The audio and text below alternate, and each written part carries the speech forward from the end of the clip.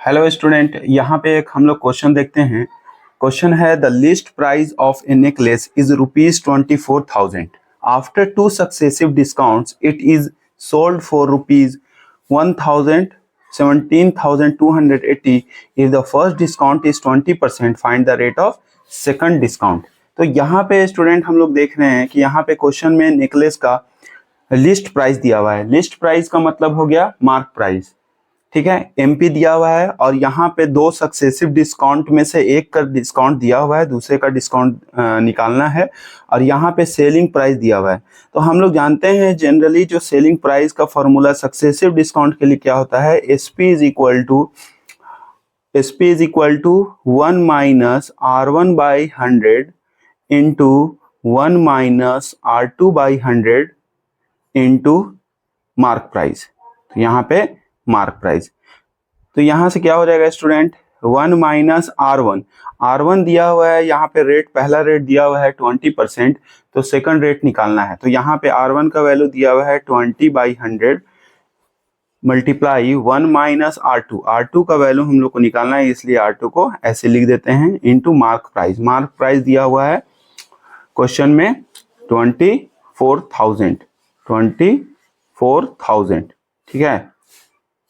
और यहाँ पे अगर देख सकते हैं कि एसपी यहाँ पे क्वेश्चन में दिया हुआ है सेलिंग प्राइस यहाँ पे लिख देते हैं 17,280, ठीक है।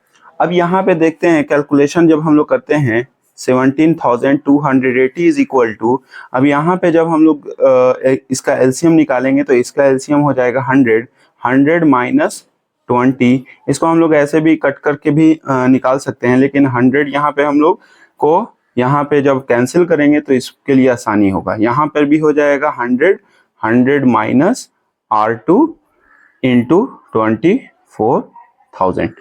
तो यहाँ पे देखते हैं कि 2 जीरो से डिनोमिनेटर के 2 जीरो कैंसिल हो जाते हैं और इसके 1 जीरो से 1 जीरो यहाँ से कैंसिल हो जाते हैं।